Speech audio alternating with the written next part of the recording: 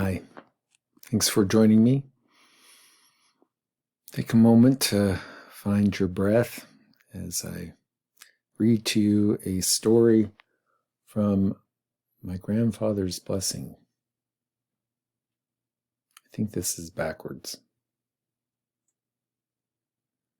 We'll see if it comes straight around when the computer processes this. It's by Dr. Rachel Naomi Remen. Good book, recommended. This is a story of hers called Lot's Wife. Enid was an older woman whose husband had died unexpectedly 2 years before she came to see me. Withdrawn and distant, she had not cried or spoken of his death to anyone in all that time. She no longer cooked or looked after her garden or her home. Most of the time, she sat in her bathrobe in the living room, looking out the window at nothing at all. She had been given antidepressants by her doctor, but they had not made much difference. After a while, she had simply stopped taking them. "They won't bring him back," she said.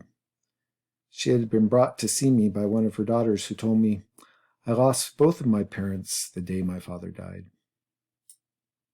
At first, Enid and I sat and looked at each other in silence. She was a lovely woman in her early 70s, but she seemed as lifeless as the chair she sat on, as if she were only the wrapper that had once enclosed a life. She seemed so fragile that I wondered if she would have the strength to stay the full hour. I opened the conversation by asking her why she had come. "My husband has died," she replied, turning her head away from me and looking out the window. "My daughters would like me to talk about it, but I do not think that I care to."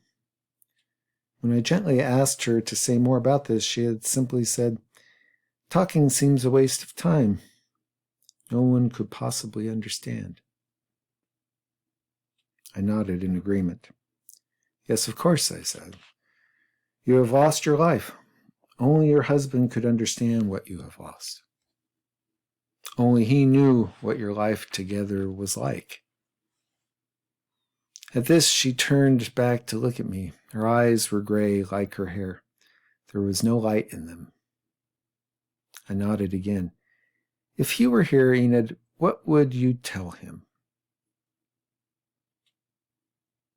She considered me for a long moment.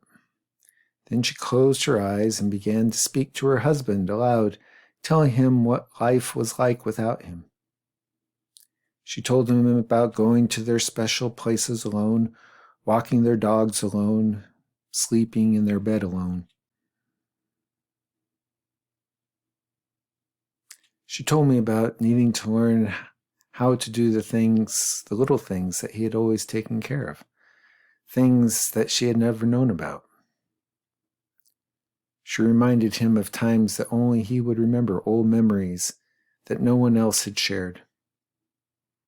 And then for the first time since he had died, she began to cry.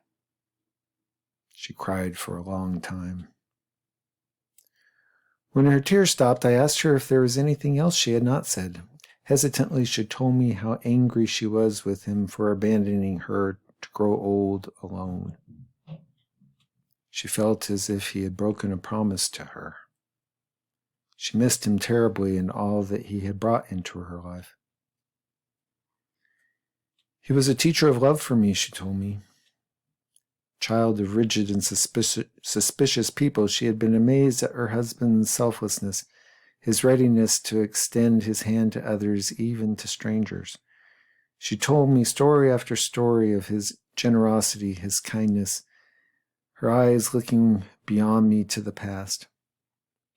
"Herbert always went the extra mile," she said. "So many people loved him." I was deeply touched by Herbert and by the woman he had loved. "Enid," I asked her, "if Herbert were here with us, what would he say to you about the way you lived the last 2 years of your life?"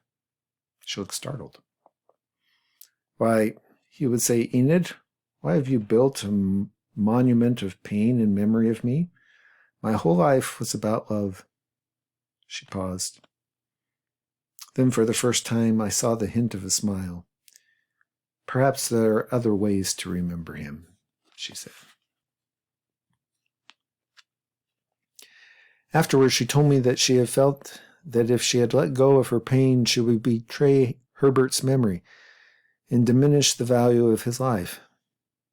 She now saw that she had indeed betrayed him by holding on to her pain and closing her heart. She never came back to see me again. Herbert had told her everything that she needed to hear. Every great loss demands that we choose life again. We need to grieve in order to do this. The pain we have not grieved over will always stand between us and life. This pain we have not grieved over will always stand between us and life. When we don't grieve, part of us becomes caught in the past, like Lot's life, who, because she looked back, she turned into a pillar of salt. Grieving is not about forgetting. Grieving allows us to heal, to remember with love rather than pain. It is a sorting process. One by one, you let go of the things that are gone, and you mourn for them. One by one, you take hold of the things that have become a part of who you are and build again.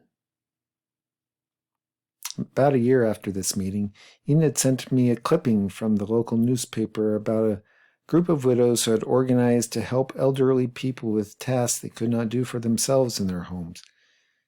There was no note with the clipping, just a tiny one-breath poem she had written and signed. Grief. I pull up anchor and catch the wind.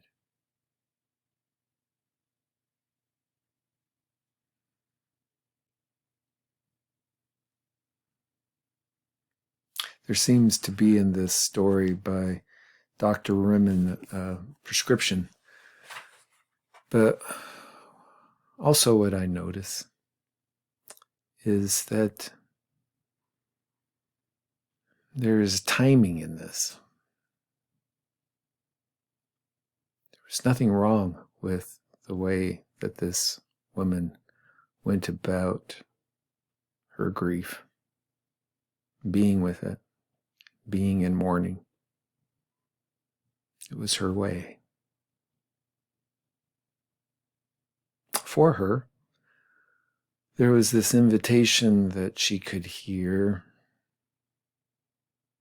to do a different kind of mourning, live a different kind of life.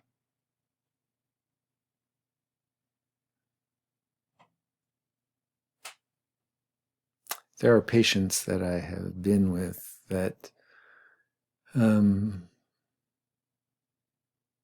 spent years and years in these places of mourning.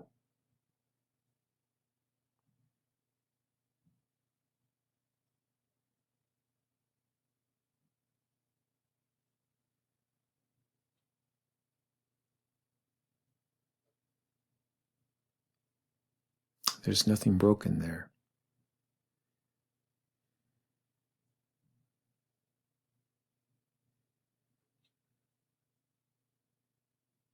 It's responding to the world that they were put into.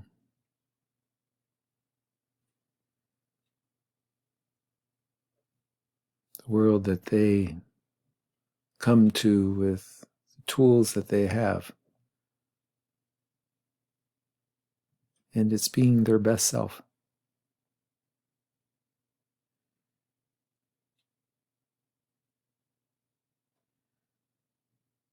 There's no getting these lives wrong.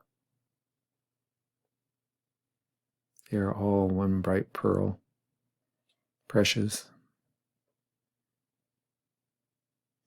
The action of that grain of sand within our oyster shell of our lives, having its own perfect world to make the pearl of it that we can make. No one else.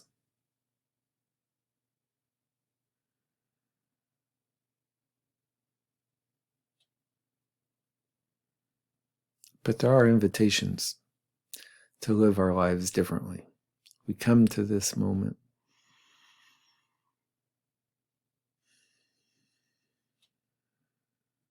knowing that we have lived much of our life out of habit,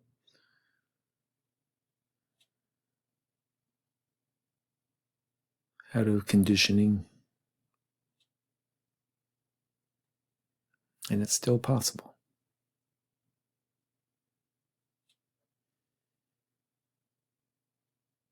Today, to pick up our anchor and catch the wind.